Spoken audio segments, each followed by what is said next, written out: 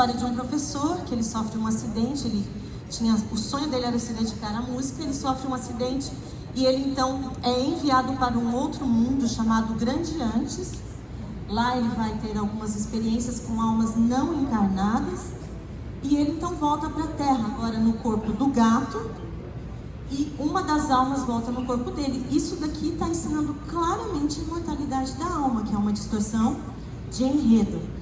Aqui a gente tem o primeiro princípio: não existe mais nada subliminar. A gente sabe que na década de 90 houve muito, disso. Olha, isso daqui, queridos, hoje não tem mais nada de subliminar. O que a gente tem, na verdade, são coisas sutis, que são diferentes, Mas ok, vamos avançar um pouquinho aqui. Outro exemplo de distorção de enredo. Deus disse: não imitem as práticas das pessoas que não temem ao Senhor, que entregam o controle de sua vida ao inimigo.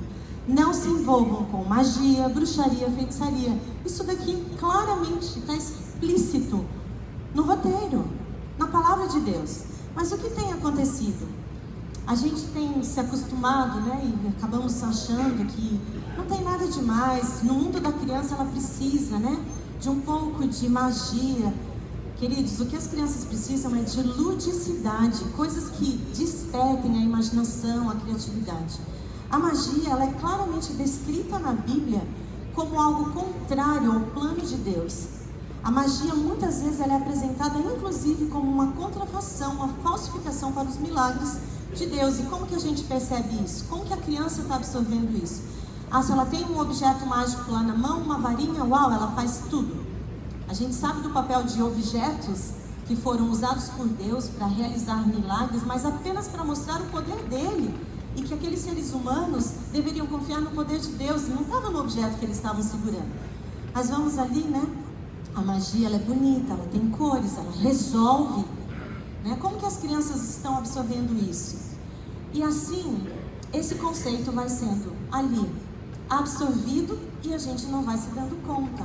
A magia foi um dos elementos que facilmente abriu as portas para feitiçaria, para bruxaria.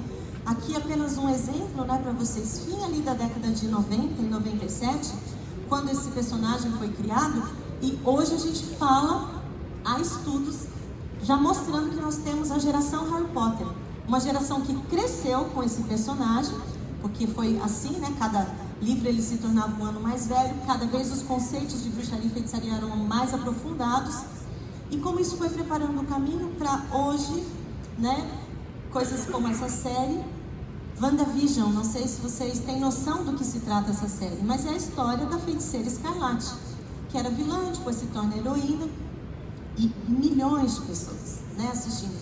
Antes, feitiçaria e bruxaria era coisa que as crianças eram ensinadas a ter medo, a querer distância, E hoje, esse conceito está sendo quebrado e cada vez mais, as pessoas estão se envolvendo nessas coisas e achando que não tem problema. Especialmente na época da pandemia, houve uma nova modalidade aí, de rede social, inspirada aí no TikTok, que é o WitchTok. Já tinham ouvido falar? Impressionante o número de adolescentes que na pandemia começaram a entrar nessa rede social buscando um sentido para a vida. Witch é de bruxaria, Só para vocês terem uma ideia.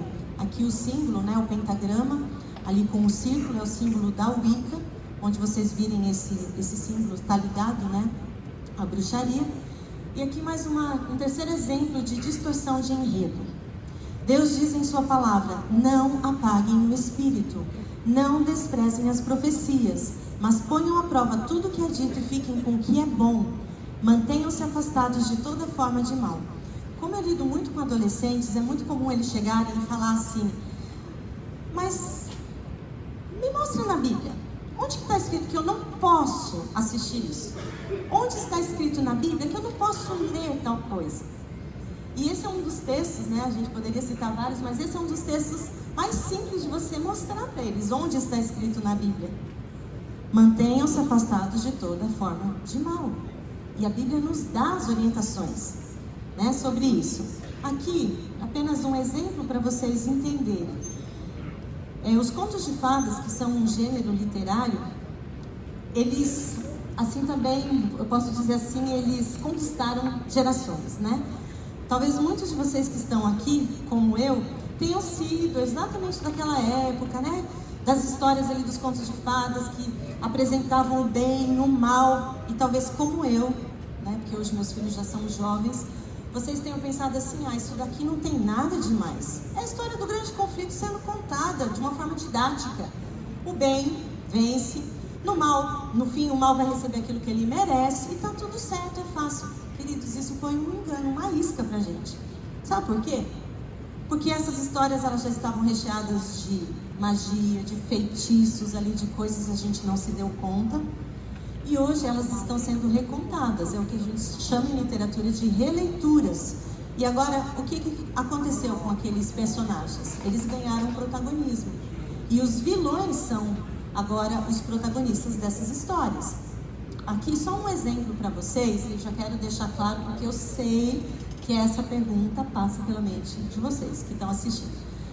A Neila, ela faz essas pesquisas, depois ela vem aqui e fala dessas coisas pra gente. Como será que ela faz essas pesquisas? Saiu um filme novo, alguma coisa, ela deve sentar lá, assiste tudo, anota tudo e depois vem alertar a gente. Que legal, quero fazer isso também. Não é assim, queridos. Eu leio as sinopses, aquele resuminho. Eu gosto de pesquisar quem são os produtores. Eu lido com texto. Todo mundo que trabalha produzindo alguma coisa tem uma intenção. Eu gosto de saber quem são os produtores. Eles normalmente dizem nas entrevistas alguma coisa sobre isso e qual a reação que aquilo produziu. E por que, queridos, eu decidi fazer desse jeito? Porque ninguém revira o lixo e sai limpo. Há muitas pessoas, e eu não questiono aqui a boa intenção delas, que acham assim, para a gente lidar com os jovens, com adolescentes, a gente tem que estar assim no universo deles, entendeu? Então a gente tem que trazer isso para dentro da igreja, a gente faz um JA legal, põe lá os personagens, as coisas. Pois eu vou dizer para vocês, por resultados práticos, isso não funciona. Sabe que mensagem você está dando para eles quando faz isso? Você está dizendo, você tem razão, a Bíblia não é tão interessante assim, então vamos ver o que a gente consegue aqui, né? Pelo menos para ver o que a gente extrai. A palavra de Deus é maravilhosa e ela é suficiente, mas ela precisa ser importante para a gente primeiro. Veja aqui o que o diretor, né, de Malévola disse numa entrevista. Ele se chama Joaquim Ronin. Diretor investiga a maldade e promete história original. Esqueça a velha história da Bela Adormecida, esta é uma história original, completamente nova. As lentes estão focadas no universo da Malévola, é também sobre a natureza do mal. A vilania absoluta não interessa a Ronin, ele quer explorar todos os lados da maldade, até o mais frágil. Pronto, deixou claro aqui qual é a intenção, né? E com isso, veio uma série de filmes, de livros, de materiais que foram produzidos especialmente para o público adolescente, trazendo agora, né, essa questão dos vilões e tal. Aqui apenas um exemplo. Como eu disse, não existe nada subliminar, porque tudo que você está vendo aí, você está vendo mesmo. Você está vendo um fruto mordido, você está vendo o contorno ali, né? Lembrando a serpente, isso não é subliminar, gente. Isso daqui tá claro, todo mundo está vendo, ok? Observe que a chamada ali, maus desde o berço, é a própria expressão descendentes, que quando a gente parte do roteiro original, a gente sabe o que essa expressão significa pra gente, biblicamente falando, né? Então, a distorção acontecendo na forma disso ser apresentado para esse público. Fez muito sucesso, lançaram 2, olha a chamada. Os descendentes transformaram o mal em algo bom. E aqui, o 3, né, que também fez muito sucesso. E com isso, uma gama, né, grande assim, de filmes, séries, apresentando os vilões. Aqui, Loki, que é um deus da mitologia nórdica, personagem, né? O contexto dele é esse, que nada mais é do que o deus da trapaça. Deus da trapaça, pai da mentira, que relação, né? Tem isso, mas ele é o protagonista, o personagem principal da série. Aqui é uma coleção de livros em que Serena Valentino, a autora, está apresentando as histórias dos contos de fadas sob a perspectiva dos vilões. Mas eu queria chamar a atenção de vocês para um texto aqui de contracapa, porque essa série ela já está sendo produzida agora para um canal em que aquilo realmente será seriado, né? Não será conteúdo apenas em livros. Veja isso daqui, e eu quero que você pense em que história será essa? Que história original está sendo distorcida aqui? Toda história tem dois pontos de vista, não é mesmo? De que lado você está? Descubra neste livro todos os segredos do passado de Úrsula. Desvende qual é o seu papel no reino de Tritão, o motivo de sua expulsão das dependências reais. Você acha que isso é uma coincidência? E principalmente como ela se transformou na temida bruxa do mar, que enfeitiçou a encantadora princesa Ariel. O que nós temos visto, queridos, é um despertar aí de uma simpatia pelos vilões. E na época que o filme Coringa foi exibido, no cinema, a revista Super Interessante fez esse artigo, me chamou muita atenção, porque na ocasião, profissionais que estudam comportamento humano ficaram na porta do cinema observando a reação das pessoas que saíam depois de terem assistido o filme. E eles ficaram impressionados porque eles perceberam uma mudança no comportamento das pessoas. Elas saíram assim: uau, não sabia que a história dele era assim, coitado, então agora isso faz sentido, Uma simpatia que foi despertada. E veja o que diz a matéria: se gostamos dos vilões é porque todos nós possuímos uma face sombria, ainda que não a expressemos. Nesses personagens imperfeitos, acabamos enxergando um pouco da nossa realidade. Você entende a gravidade disso? Veja, talvez seja esse o grande apelo das narrativas dos anti-heróis. Humanizá-los exige tanto talento narrativo que é impossível não acabar seduzido. E não tem problema nenhum com isso. Pode torcer pelos vilões à vontade, afinal não há ninguém tão parecido com a gente quanto eles. Uau, você entende isso daqui? Identificação. Aí a gente vai, aos textos lá de Ellen White, o que ela já havia dito, escrito tanto tempo atrás. Por milhares de anos, Satanás tem estado a fazer experiências com as características da mente humana e aprendeu a conhecê-la bem. Por sua sutil atuação nestes últimos dias, ele está vinculando a mente humana dele próprio, impregnando-a de seus pensamentos. E está fazendo essa obra de modo tão ilusório que os que lhe aceitam a guia não sabem que estão sendo levados por ele, de acordo com sua vontade.